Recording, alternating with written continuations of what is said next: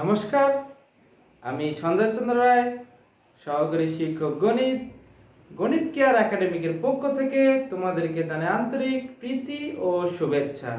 বন্ধুরা, আমরা গত ক্লাসে তোমাদের গণিত বইয়ের অষ্টম শ্রেণী গণিত বইয়ের পৃষ্ঠা নাম্বার 1, 2, 3, 4 আলোচনা করেছিলাম।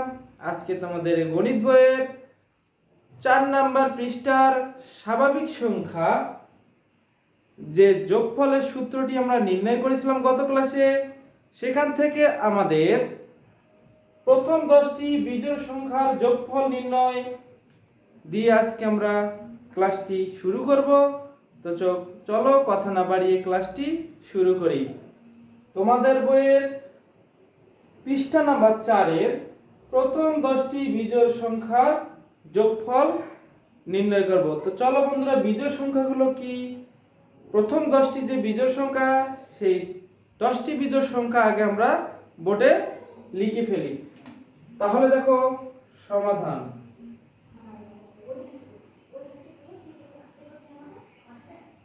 প্রথম 10টি বিজোড় সংখ্যা হচ্ছে 1 যোগ 3 যোগ 5 যোগ 7 যোগ 9 যোগ 11 যোগ 13 যোগ 15।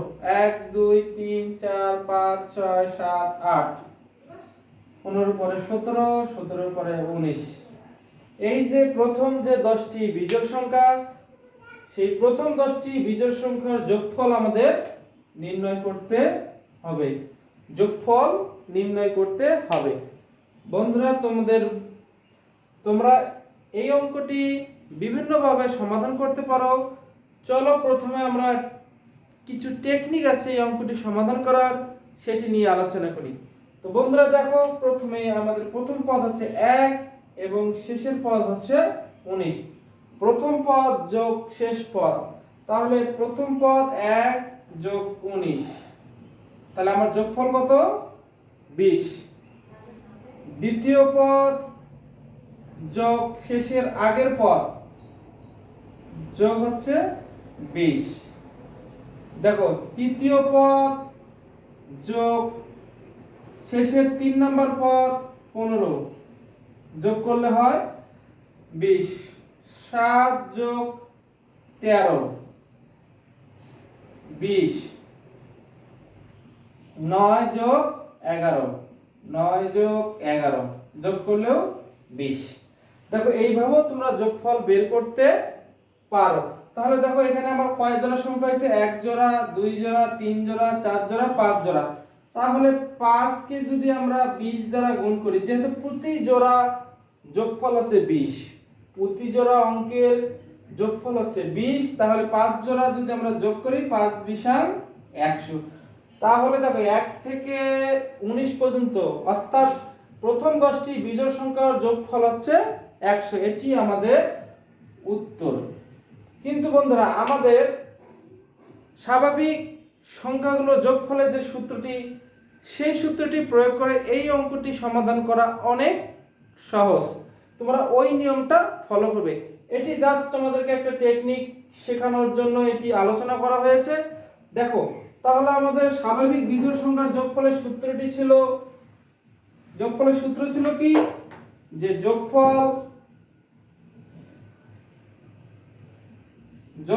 সমান সমান প্রথম সংখ্যা যোগ শেষ সংখ্যা গুণ পদ সংখ্যা ভাগ হচ্ছে 2। এটি হচ্ছে আমাদের যে কোনো স্বাভাবিক জোড় হোক বিজোড় হোক, যে কোনো সংখ্যা থাকলে এই সূত্রের সাহায্যে আমরা অঙ্কগুলো সমাধান করতে পারি। তাহলে দেখো, প্রথম যে পদ আছে, প্রথম সংখ্যাটা হচ্ছে আমার কত?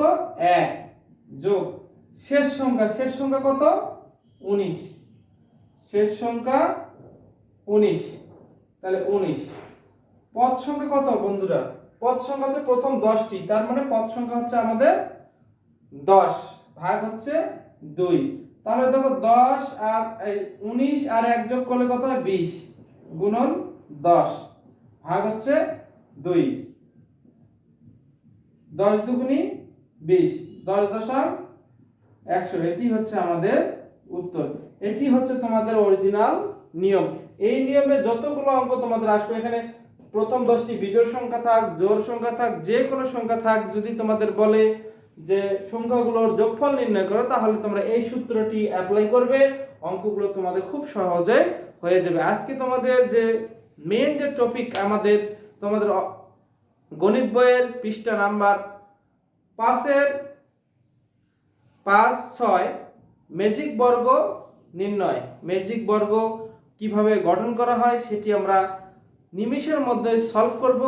তোমরা মনোযোগ সহকারে ক্লাসটি দেখো, আশা করি তোমাদের ভালো লাগবে। তো চলো আমাদের পরে তোমাদের বইয়ের আরো একটি এক্সাম্পলের মাধ্যমে আমি এটি তোমাদের বোঝানোর চেষ্টা করতেছি। দেখো, এখানে প্রথম 10টি না দিয়ে যদি প্রথম 20টি বিজোড় সংখ্যা দেওয়া হয়, ধরো প্রথম 20টি বিজোড় সংখ্যার যোগফল কিভাবে নির্ণয় করবে? তাহলে সূত্র আমরা একই, যোগফল প্রথম সংখ্যা যোগ শেষ সংখ্যা গুণ পদ সংখ্যা ভাগ হচ্ছে 2। তাহলে দেখো প্রথম যদি বিজোড় সংখ্যা কত? 1, তাহলে 1 যোগ, তাহলে 20টি মানে কি 20টি প্রথম, তাহলে 20টি বিজোড় সংখ্যার যোগফল কত? প্রথমটা হবে কত আমাদের? 39 নাম্বার, সেটা হবে 20 নাম্বার আমাদের বিজোড় সংখ্যা, গুণন পদ সংখ্যা হচ্ছে 20 ভাগ হচ্ছে 2। তাহলে দেখো 39 40 গুণন 20, 2 দিয়ে ভাগ করলে হয় 20, 20 গুণ করলে হয় 400। এটি হচ্ছে আমাদের প্রথম 20টি বিজোড় সংখ্যার যোগফল। এছাড়াও আরো একটি সূত্র তোমাদের বইয়ে দেওয়া আছে, সেটিও তোমরা অ্যাপ্লাই করতে পারো। যেমন বিজোড় সংখ্যার যোগফলের সূত্র হচ্ছে কয়ের উপর স্কয়ার। ধরি যদি পদ সংখ্যা আমার 20টি, ধরি ক সমান সমান 20, তাহলে সুতরাং 20টি বিজোড় সংখ্যার যোগফল, দেখো এখানে কয়ের উপর স্কয়ার, তার মানে কি 20 এর উপর স্কয়ার। তাহলে 20 এর উপর স্কয়ার মানে কি 20 গুণন 20 গুণ করলে কত হয়? 400। তোমরা এই সূত্রটি শুধুমাত্র বিজোড় সংখ্যার ক্ষেত্রে, বিজোড় সংখ্যার যোগফল নির্ণয়ের সূত্রে ব্যবহার করতে পারবে। আশা করি তোমাদের বুঝতে কষ্ট হবে না। তো চলো তোমাদের বইয়ে একটি চিত্র আমাদের দেওয়া আছে, সেই চিত্রটি নিয়ে একটু আলোচনা করি। দেখো প্রথমে তোমাদের একটি ডট 1, তারপরে আমাদের 3টি ডট। দেখো 1 এর পরে কয়টি ঘর? 2টি, উপরে একটি, তাহলে হলো 3টি। তোমরা একটু মনোযোগ সহকারে ক্লাসটি দেখো, অবশ্যই বুঝতে পারবে। দেখো 3 ডট। এখন দেখো এই ডটটা যদি আমার এখানে আমি দেই, এই 1 এর এখানে 2, 2 এর পরে কত? 3, 1 ডট 2 ডট 3 ডট, আর এখানে কত আছে? 1 ডট 2 ডট।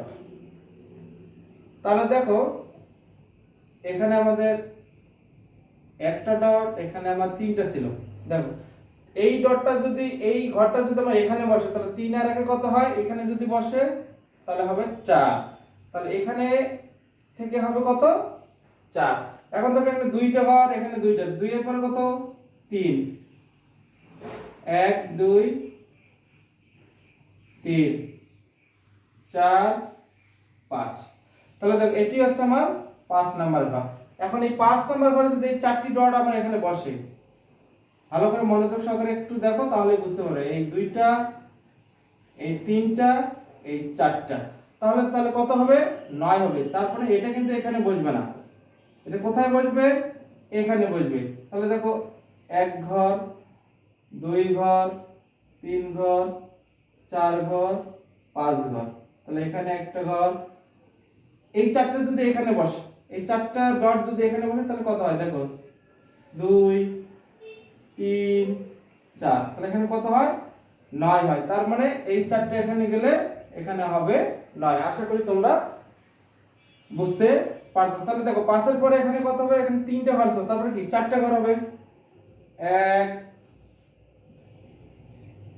1 2 3 4, 1 2 3 4, 1 2 3 4, 1 2 3 4। এখন দেখো এখানে আমার কয়টি ঘর বসে? 3 আর 3 3 কে কত? 9টি ঘর বসবে। 1 2 3, এই 9টি, এই 9টি ডট যদি এখানে বসে, এই 9টি ডট যদি এখানে বসে, তাহলে 1 2 3 4 5 6 7 8 9, তাহলে এখানে হবে 16টি ঘর। দেখো এই দিকেও 4টা, এই দিকেও 4টা, 4 4 16, তার মানে 9 থেকে এখানে আসবে। আশা করি তোমরা এই যে আমাদের একটা ধারা আছে, প্যাটার্ন আছে, এগুলো তোমরা বুঝতে অবশ্যই পারবে। তাহলে এই 1 থেকে এখানে 1 গেলে হবে 4, আবার দেখো 5 এর ঘরে যদি এই 4টি ডট বসে তাহলে হবে 9, আবার এখানে যদি আমার কত ঘরে 1 2 3 4 5 6 7, এখানে ছিল 7টি ডট ছিল, এখানে ছিল, তোমরা যদি এইভাবে না বোঝো তাহলে এখানে ছিল 7টি। 7 এর পরে দেখো এখানে, তাহলে 1 2 3 4, 1 2 3 4, তাহলে দেখো এই যে এই 9টি ডট এখানে বসবে।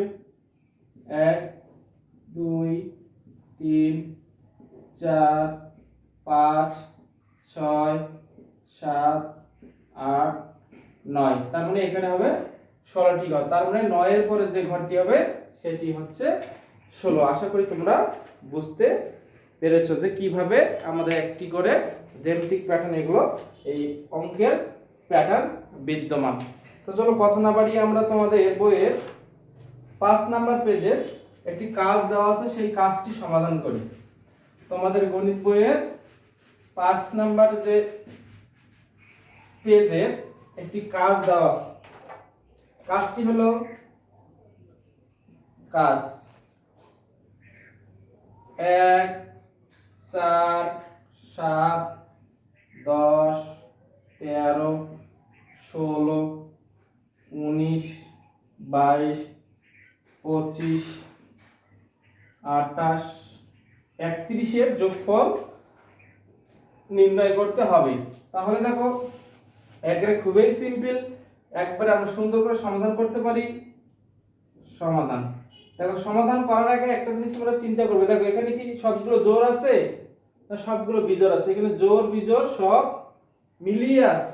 তাহলে কিভাবে আমরা বের করব? তাহলে দেখো আমরা বিজোড় সংখ্যা যে সূত্রটা ছিল সেই সূত্রটি এখানে অ্যাপ্লাই করতে পারবো না, কিন্তু আমরা যদি স্বাভাবিক সংখ্যা যোগফলের সূত্রটি অ্যাপ্লাই করি তাহলে আমার অঙ্কটি সমাধান করা সম্ভব। তাহলে দেখো স্বাভাবিক সংখ্যা যোগফলের সূত্র ছিল যোগফল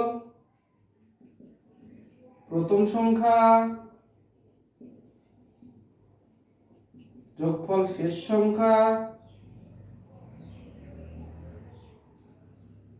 গুণন পদ সংখ্যা ভাগ হচ্ছে 2। তাহলে এখানে প্রথম সংখ্যা আমার 1 যোগ শেষ সংখ্যা হচ্ছে 31 গুণন পদ সংখ্যা কয়টা? 1 2 3 4 5 6 7 8 9 10 11, পদ সংখ্যা কিন্তু আমার 11 ভাগ হচ্ছে 2। তাহলে 32 1 3 আর যোগ 1 32 গুণন 11 2 16 দুগুণী 32, তাহলে 16 গুণ 11, তাহলে 16 গুণ 11 6 1 6 1 6 7 1 176 এটি হচ্ছে আমাদের উত্তর।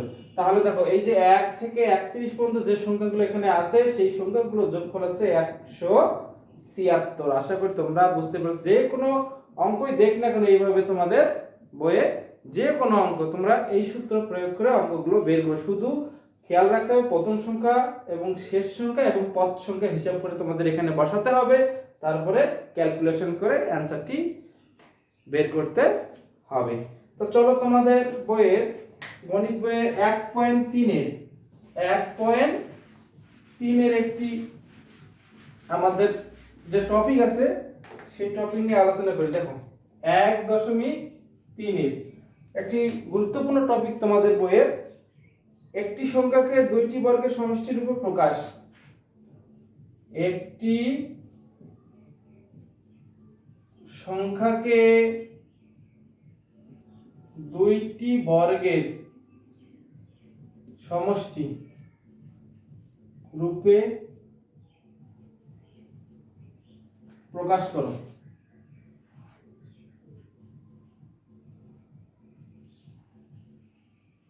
দেখো বলছে, দেখো একটি সংখ্যাকে দুইটি বর্গের সমষ্টি মানে কি যোগফল, যোগফল রূপে প্রকাশ করতে হবে। মনে করো আমাদের এইখানে সংখ্যাটি হচ্ছে 2, এই সংখ্যাটিকে এমন দুইটি সংখ্যা আমার নিতে হবে যেন বর্গ হয় এবং যোগফল হয়। তাহলে দেখো 1 এর উপর বর্গ প্লাস 1 এর উপর বর্গ, তাহলে দেখো 1 এর উপর বর্গ দিলে কিন্তু 1 হয়, তাহলে 1 আর 1 যোগ করলে 2 হয়। তাহলে একটি সংখ্যাকে আমরা দুইটি বর্গের সমষ্টি অর্থাৎ কি যোগফল রূপে প্রকাশ করতে পারি। তো দেখো আমরা এরকম আরো কিছু সংখ্যা আছে। দেখো 1 থেকে 100 পর্যন্ত এই রকম 34টি সংখ্যাকে দুইটি বর্গের সমষ্টি রূপে প্রকাশ করা যায়। তো চলো সংখ্যাগুলো নিয়ে একটু আলোচনা করি। আশা করি তোমরা বুঝতে পেরেছো। দেখো 1 থেকে 100 পর্যন্ত এইরকম 34টি সংখ্যা আছে যেগুলোকে আমরা দুইটি বর্গের যোগফল রূপে প্রকাশ করতে পারি। তাহলে দেখো আমরা 2 আছে, তারপর দেখো 5, 1 এর উপর যদি বর্গ দেই এবং 2 এর উপর যদি বর্গ, 2 দুগুণে 4 আর 1 এ কত 5 হয়। তারপর দেখো আমাদের 8, 2 এর উপর বর্গ 2 এর উপর বর্গ, তাহলে 2 দুগুণে 4 2 দুগুণে 4 4 আর 4 যোগ করলে কত হয় 8। তারপরে দেখো এখানে যদি আমরা মনে করো 1 এর উপর বর্গ প্লাস 3 এর উপর বর্গ, তাহলে 3 3 9, 9 আর 1 কত 10, 3 3 9, 9 আর 1 10। তাহলে দেখো এখানে যদি আমরা তোমরা এভাবে বের করবে, এখানে 2 এর উপর দিলাম, এখানে 3 এর উপর দিলাম, 3 3 9 আর 2 দুগুণে কত 4, তাহলে 9 আর 4 কত 13, 13 একটি সংখ্যা। তারপরে দেখো এখানে আমি 2 এর উপর থাকলো, এখানে আমি 4 এর উপর দিলাম, তাহলে 4 4 16 আর 2 দুগুণে 4, 16 আর 4 কি 20, 20 একটি সংখ্যা। তারপর তোমরা বের করতে পারো এরকম করে যে 1 এর উপর স্কয়ার প্লাস 4 এর উপর স্কয়ার, 4 4 16, 16 আর 1 17, 17 একটি সংখ্যা। তারপরে মনে করো যে 1 এর উপর স্কয়ার প্লাস 5 এর উপর, 5 5 25, 25 আর 26। তাহলে এইভাবে তোমরা সংখ্যাগুলো বের করতে পারো, খুব সহজেই তোমরা বের করতে পারবে। আশা করি তোমরা বুঝতে পেরেছো। তাহলে দেখো বড় কিছু সংখ্যা দিয়ে আমরা দেখাই 50। তাহলে 50 কিভাবে আমরা নির্ণয় করতে পারি, দেখো 5 এর উপর স্কয়ার 5 এর উপর স্কয়ার, 5 5 25, 5 5 25, 25 যোগ 25 কত হয় 50। তাহলে 50 একটি সংখ্যা। তারপর দেখো মনে করো এখানে আমি 1 এর উপর স্কয়ার দিলাম প্লাস 7 এর উপর স্কয়ার দিলাম, তাহলে 7 7 49, 49 আর 1 কত 50। এইভাবে 50 কে প্রকাশ করা যায়। আশা করি তোমরা বুঝতে পেরেছো। তো চলো তোমাদের বইয়ে কিছু কাজ দেওয়া আছে, সেই কাজগুলো নিয়ে আমরা আলোচনা করি। একবার ভালো করে দেখে নাও, আশা করি তোমরা বুঝতে পারবে। তাহলে 1 এর উপর বর্গ 1, 1 এর উপর বর্গ 1, 1 আর 1 যোগ করলে 2, 1 এর উপর বর্গ 1, 2 এর উপর বর্গ 2 দুগুণে 4 আর 5, 2 দুগুণে 4, 2 দুগুণে 4, 4 আর 4 যোগ করলে 8। এইভাবে আমরা সংখ্যাগুলো একটি সংখ্যাকে দুইটি বর্গে সমষ্টি রূপে প্রকাশ করতে পারি। আশা করি তোমরা বুঝতে পেরেছো। তো চলো আমাদের বইয়ে কিছু কাজ দেওয়া আছে, সেই কাজগুলো আলোচনা করি। তোমাদের বইয়ে 130 একটি সংখ্যা আছে, সেটাকে এই সংখ্যাটাকে দুইটি বর্গের সমষ্টি রূপে প্রকাশ করতে হবে। তাহলে দেখো 7 এর উপর স্কয়ার 9 এর উপর স্কয়ার, 9 9 কত 81 আর 7 7 49। তাহলে দেখো 9 আর কে 10 এর শূন্য হাতে থেকে 1, 8 12 12 আর কে 13, 130।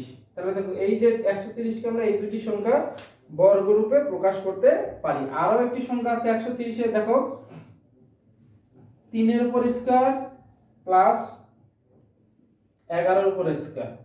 তাহলে দেখো 11 এর উপর স্কয়ার মানে কি 11 11 গুণ করলে 121 আর 3 3 কে 9।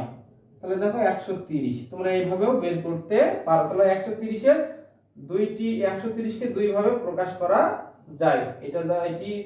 এটি দিলেও তোমার অ্যানসার হবে, যদি এটি দাও তবুও তোমার অ্যানসার হবে। আশা করি তোমরা বুঝতে পেরেছো। তাহলে দেখো 170 আরেকটি কাজ আছে। 170 কে আমরা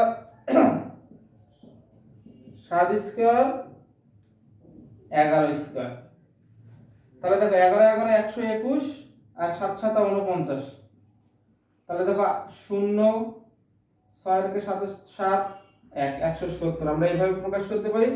বা 1 স্কয়ার 13, 13 একটি বর্গমূল সংখ্যা। দেখো 13 গুণ 13, 3 3 কে 9, 3 গুণন 3 1 9, 3 3 এর 6 1 166। 166 এর সাথে 1 যোগ দিলে 170, 169 এর সাথে 1 যোগ দিলে 170। তাহলে 170 কে আমরা দুই ভাবে প্রকাশ করতে পারি। এবং পরে আছে তোমাদের আছে 185। 185 কেও আমরা বিভিন্ন ভাবে প্রকাশ করতে পারি, যেমন 8 এর উপর স্কয়ার এবং 13 এর উপর স্কয়ার। তাহলে 13 13 আমরা জানলাম কত 1 6 9 এবং 8 8 কত 64। তাহলে 8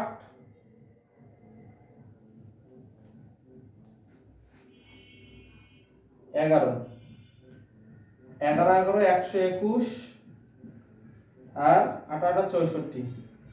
দেখো যোগ করলে কত হয় 5 8 1 185। এটাকে আরো একভাবে প্রকাশ করা যায় 4 এর উপর স্কয়ার প্লাস 13 এর উপর স্কয়ার। দেখো তাহলে 13 13 গুণ করলে 1 6 9 আর 4 4 16।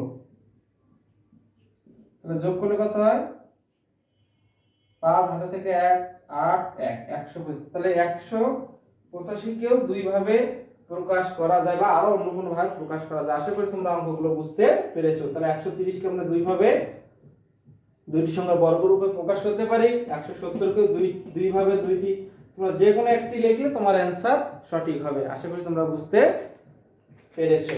তাহলে দেখো এখন তোমাদের যে মূল যে আজকে ক্লাসে যে আকর্ষণ সেটি হচ্ছে ম্যাজিক বর্গ নির্ণয়। ম্যাজিকের মতো ম্যাজিক বর্গ কিভাবে নির্ণয় করা যায় বা গঠন করা যায় সেটি আমরা আজকে আলোচনা করব।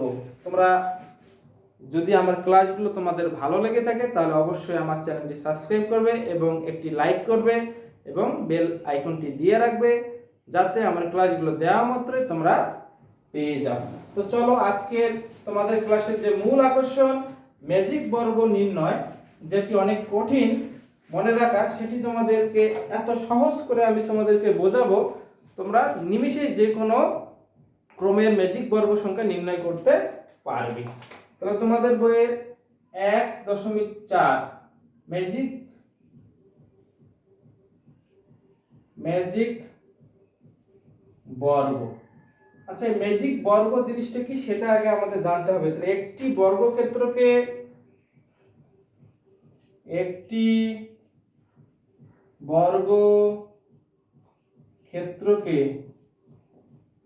দৈর্ঘ্য ও প্রস্থ বরাবর ভাগ করে, দৈর্ঘ্য বরাবর সমান ভাগে সমান ভাগে ভাগ করে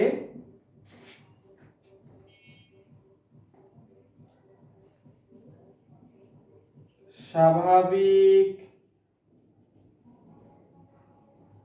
সংখ্যাগুলো এমন কৌশলে সাজাতে হবে যেন উপর নিচ এবং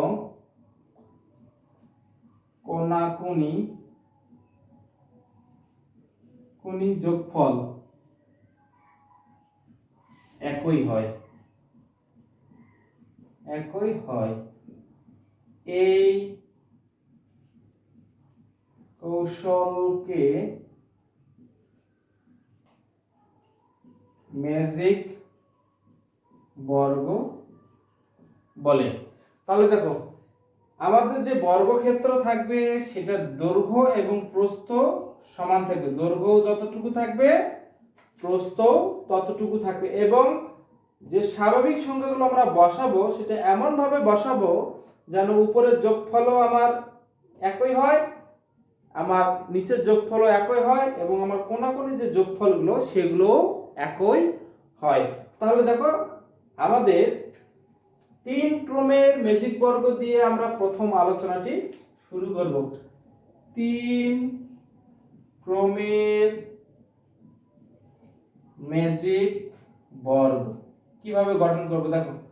3 ক্রমের ম্যাজিক বর্গ, দেখো 3 ক্রমের ম্যাজিক বর্গ তার মানে 3 গুণ 3, দৈর্ঘ্য প্রস্থ সমান, যেহেতু বলেছে দৈর্ঘ্য প্রস্থ সমান তাহলে 3 গুণ 3, দৈর্ঘ্যটাও 3 হবে প্রস্থটাও 3 হবে, তাহলে 3 3 কত হয় 9। তার মানে আমার এই যে ঘরটি থাকবে এখানে 9টি ঘর হবে।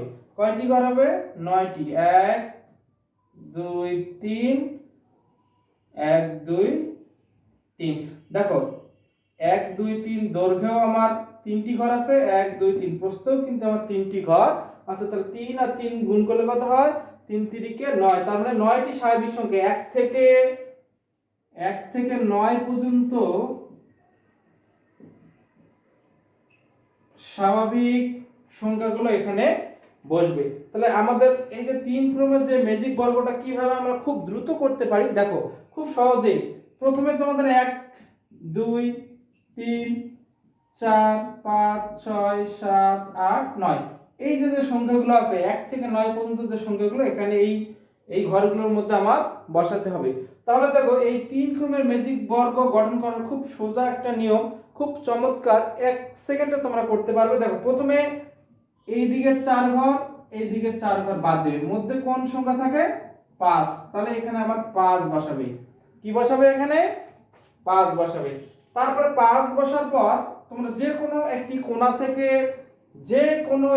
কোণা থেকে জোড় সংখ্যাগুলো বসাবে। কোন সংখ্যাগুলো বসাবে?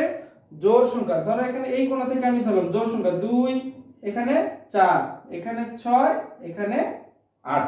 তাহলে জোড় সংখ্যা আমার কিন্তু বসে গেছে। তাহলে দেখো এখন তোমাদের এই ঘর ফাঁকা আছে, এই ঘর ফাঁকা আছে, এই ঘর ফাঁকা আছে, এই ঘর। তাহলে বড় সংখ্যা দুইটা কোনটা? এই দুটা। তাহলে দেখো 8 আর 6 যোগ করলে কত হয়? 14। 8 আর 6 যোগ করলে কত? 14। তাহলে এখান থেকে একটা ছোট সংখ্যা আমরা নিব কত? 1। তাহলে এখানে যোগফল হলো কত? 15। তাহলে দেখো এখানেও আমার সেম এখন নিতে হবে। তাহলে 8 4 কত? 12। এমন একটি সংখ্যা বসাতে হবে যেন এখানে 15 হয়। তাহলে 8 আর 4 12, 12 আর 3 কত? 15। তাহলে এখানেও কিন্তু আমার যোগফল হবে 15। এখন দেখো এখানে আমার 5 আর 6, 6 এর সাথে কত যোগ দিলে আমার 15 হবে? তাহলে 9। তাহলে এখানে বসাতে হবে 9। তাহলে এখানেও হবে কি? 15। তাহলে দেখো এখন বাকি সব কিন্তু বসে গেছে। 1 গেছে, 2 গেছে, 3 গেছে, 4 গেছে, 5 গেছে, 6 গেছে, 8 গেছে, 9 গেছে। তাহলে বাকি থাকলো কি? 7। তাহলে এখানে আমরা 7 বসে দিলেই খুব দ্রুত আমাদের সমাধান 3 ক্রমের ম্যাজিক বর্গ গঠন করা শেষ। তাহলে দেখো এখানেও তোমাদের 7 5 12, 12 আর 3 15। এখন তোমরা যদি কোনাকুনি যদি হিসাব করো তবুও 15 হবে। দেখো 8 5 9, 9 6 15। তোমরা যদি এই কোনাকুনি গুণ করো দেখো 8 2 10, 10 আর 5 15। আশা করি তোমরা বুঝতে পেরেছো। তাহলে যে কোনো ভাবে আমরা করি না কেন তার কোনাকুনি এবং উপর নিচ যোগফলগুলো অবশ্যই সমান হবে, না হলে সেটি ম্যাজিক বর্গ সংখ্যা হবে না। তাহলে সেটি ম্যাজিক বর্গ সংখ্যা হবে না। আশা করি তোমরা বুঝতে পেরেছো। তাহলে এটি হলো আমাদের 3 ক্রমের ম্যাজিক বর্গ গঠন। এখন তোমাদের বইয়ের কাজ আছে, দেখো যে 4 ক্রমের এবং 5 ক্রমের ম্যাজিক বর্গ কিভাবে গঠন করতে পারি। তো দেখো আমরা খুব সহজেই সংখ্যাগুলো আমরা নির্ণয় করতে পারবো, ম্যাজিকের মতো সমাধান করতে পারবো। কিভাবে পারবো? তাহলে দেখো 4 ক্রমের ম্যাজিক বর্গ সংখ্যা, 4 ক্রমের ম্যাজিক বর্গ গঠন। দেখো 4 ক্রম, তাই না? তাহলে 4 গুণন 4, 4 4 কত? 16টি। তার মানে এখানে 1 থেকে আমার 16টি স্বাভাবিক সংখ্যা বসবে। তাহলে আমার প্রথম ঘর হবে কয়টি? দেখো খুব মনোযোগ সহকারে ক্লাসটি দেখো, খুব সহজে তোমরা ম্যাজিক বর্গগুলো গঠন করতে পারবে। তাহলে দেখো আমার 4টি, দৈর্ঘ্যে 4টি এবং প্রস্থেও 4টি থাকবে। তাহলে 1 2 3 4।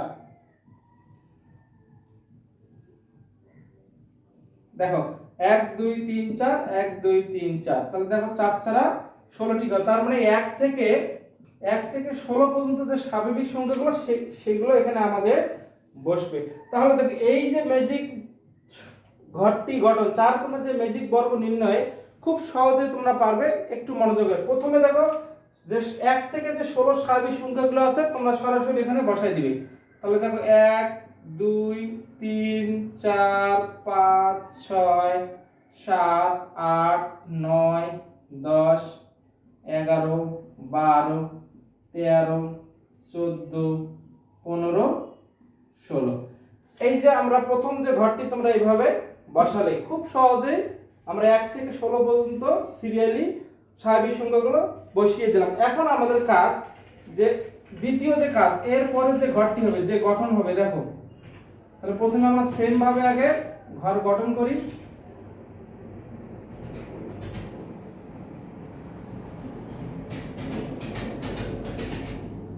দেখো 16টি ঘর আমার হয়ে গেছে।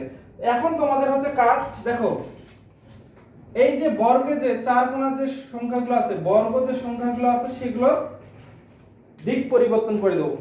এটা এই ঘর থেকে যাবে এই ঘরে, এটা যাবে এই ঘর থেকে এই ঘরে।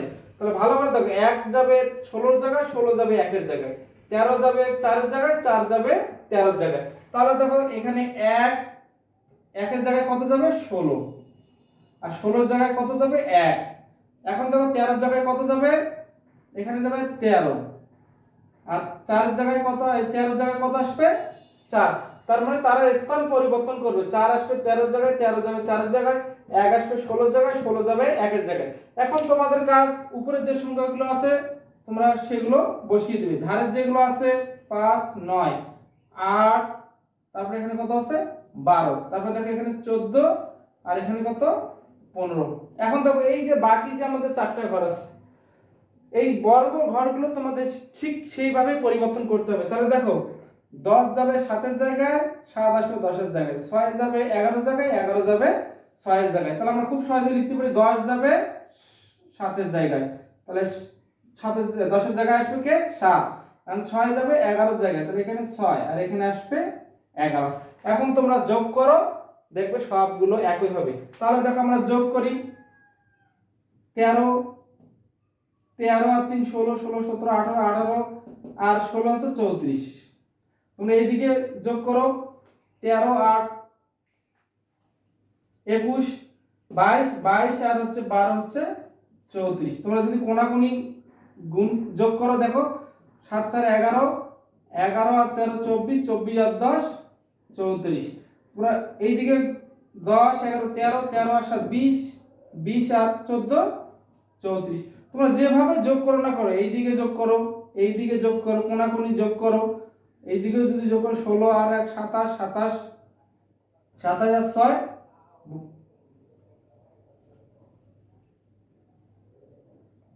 6 আর 7 7 7 7 6 23 23 23 আর হচ্ছে 11 হচ্ছে 34। তাহলে দেখো তোমরা যেভাবেই যোগ করো না কেন অবশ্যই অবশ্যই যোগফলগুলো কত হবে 34 হবে। এটি হচ্ছে গেল আমাদের 4 ক্রমের ম্যাজিক বর্গ, ম্যাজিকের মতো গঠন করার নিয়ম। আশা করি তোমরা বুঝতে পেরেছো। যদি প্রথমবার দেখে একটু তোমাদের কষ্ট মনে হয় যে আমি বুঝতেছি না, ক্লাসটা একটু টেনে দেখবে, তাহলে অবশ্যই বুঝবে। এখন চলো আমরা 5 ক্রমের ম্যাজিক বর্গ সংখ্যা ম্যাজিকের মতো সমাধান করব।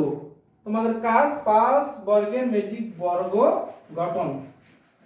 5 বর্গের ম্যাজিক বর্গ গঠন। তো দেখো 5 ক্রমের ম্যাজিক বর্গ গঠন। কয় ক্রমে? 5 ক্রমে। তাহলে 5 গুণন 5, 5 5 25। তার মানে আমার ঘর হবে কয়টি? 25টি। তাহলে আমাদের প্রথম কাজ 25টি ঘর আমাদের আগে দৈর্ঘ্য প্রস্থ সমান করে 25টি ঘর অঙ্কন করতে হবে। তাহলে 1 2 3, 1 2 3 4 5। তাহলে 5 5 25। তাহলে এখানে হবে 1 2 3 4 5। তাহলে 1 2 3 4 5, 1 2 3 4 5, 5 5 25। আশা করি তোমরা ঘর কিভাবে তৈরি করব আমরা সেটা তোমরা অবশ্যই বুঝতে পেরেছো। তাহলে দেখো এখন আমাদের নিয়ম 1 থেকে 25 পর্যন্ত স্বাভাবিক সংখ্যাগুলো এই ঘরের মধ্যে বসাতে হবে। এটা একটু কঠিন হলেও কিন্তু অনেক সোজা। তোমরা একটু ভালো করে মন দিয়ে দেখো। প্রথমে ছোট যে সংখ্যাটি আছে সেটা আমরা 1 2 ঘর বাদ, এই পাশে 2 ঘর বাদ, মানে এইদিকে 2 ঘর বাদ, এইদিকে 2। তাহলে এখানে আমরা 1 বসাই, বাংলায় বসাই 1। এখন দেখো এই অঙ্কটা করার ক্ষেত্রে একটু তোমাদের মন স্থির করে রাখতে হবে। দেখো 1 এখানে আছে, এমন একটা এই 1 এই সবসময় উপর দিকে তীর চিহ্ন আমাদের সংখ্যাগুলো বসবে। তাহলে উপরে কিন্তু কোনো আমার ঘর নেই, তার মানে এর উপরের সংখ্যা আছে কি? কোনো ঘর আমাদের নেই, এইদিকেও নেই এইদিকেও নেই। তাহলে দেখো এই সরাসরি এই ঘরটা নিচে আছে। 1 এর পরে কত? 2। এই ঘরের শেষে যে ঘরটি আছে সেই ঘরে বসাতে হবে আমাদের কত? 2। তাহলে এখানে 2 বসার পর এই তীর চিহ্ন আমাদের সবসময় উপরে যাবে। তাহলে এই তীর চিহ্ন উপরে, তাহলে 2 এর পরে কত হবে? 3। 2 এর পরে 3। এখন দেখো 3 এইদিকে বরাবর যায়, কিন্তু দেখো 3 এর ঘর কি এইদিকে আছে? নাই। তাহলে দেখো 3 এর ঘর এইদিকে যাবে। তাহলে 3 এর ঘর শেষ মাত্রা এখানে কত? 4। তাহলে দেখো 1 এখানে গেল, এখানে ঘর নাই, নিচে আসলো 2, 2 এখানে ঘর নেই আর শেষে গেল 4। এখন 4 এর সোজা তীর 5, 5 এর দেখো 5 এর উপরে কিন্তু কোনো ঘর নেই, এদিকে কিন্তু কোনো ঘর নেই, তাহলে সেটা উপরে যেতে পারবে না। আমাদের নিয়ম কি? নিচে আসবে, নিচে এটা আসবে নিচে। তাহলে এখানে হবে 6। আবার 6 এর দেখো ঘর কত? উপরে দেখো এখানে কত? 7। তাহলে এই যে তীর চিহ্ন 8, তার মানে উপরে যাবে সবসময়। যদি আমাদের ঘর ফাঁকা থাকে তাহলে উপরে যাবে। এখন দেখো 8 এর কিন্তু ঘর আমার উপরে কিন্তু কোনো ঘর নেই, তাহলে দেখো 8 এর সোজা যে ঘরটা আছে এখানে নিচে 9। 9 এর পরে দেখো এখানে তীর চিহ্ন, এখানে কি আর কোনো ঘর আছে? নাই। তাহলে এটা এইদিকে যাবে। তাহলে দেখো 9 এর পরে এই যে শেষ ঘর এখানে কত? 10। 10 এর পরে দেখো এখানে উপরে যাওয়ার কথা, কিন্তু উপরে আমার 6 কিন্তু অলরেডি আগে বসে গেছে। তাহলে দেখো আমি নিচে আসবে, তাহলে হচ্ছে 11। 11। তাহলে 11 থেকে দেখো আমার এখানে ঘর ফাঁকা আছে, তাহলে এখানে বসবে 12। এখানে দেখো তীর চিহ্ন, এখানে বসবে 13। এখানে দেখো আমার আছে ফাঁকা ঘর, তাহলে 14। এখানে ঘর আছে কিন্তু, তাহলে এখানে বসবে 15। এখন দেখো আবার এখানে গেছে, তাহলে উপরে কিন্তু ঘর নেই, তাহলে আমার এই দিকে ঘর যাবে, নিচে আসবে। উপরে গেলে সবসময় নিচে, তাহলে এখানে নিচেও কিন্তু আমার ফাঁকা নেই, তাহলে এখানেও কিন্তু আমার ফাঁকা নেই। তাহলে নিয়ম হচ্ছে কি? এর নিচে আসবে। তাহলে 16। 16 এর পরে দেখো আবার এখানে যাবে, দেখো এখানে কিন্তু এদিকে ঘর ফাঁকা আছে, তাহলে 16 এখানে বসবে 17। 17। 17 পরে দেখো আর কোনো ঘর আছে এখানে? নেই। তাহলে দেখো এই যে 17 সোজা যে নিচে যে ঘরটা এখানে বসবে 18। এখানে যদি 18 বসে তাহলে এখানে উপরে যাবে 19, এখানে যাবে 20। তারপরে দেখো এই ঘরে কিন্তু অলরেডি 16 বসে আছে, তাহলে সে উপরে যেতে পারবে না, সে নিচে নামবে। তাহলে এখানে হবে 21। তাহলে 21 এর পরে দেখো এই ঘর কিন্তু ফাঁকা আছে, তীর চিহ্ন, তাহলে এখানে হবে 22। তাহলে 22 এর পর দেখো আবার এখানে গেল তীর চিহ্ন, কিন্তু এখানে আর কোনো ঘর ফাঁকা নেই, তাহলে এইদিকে যাবে।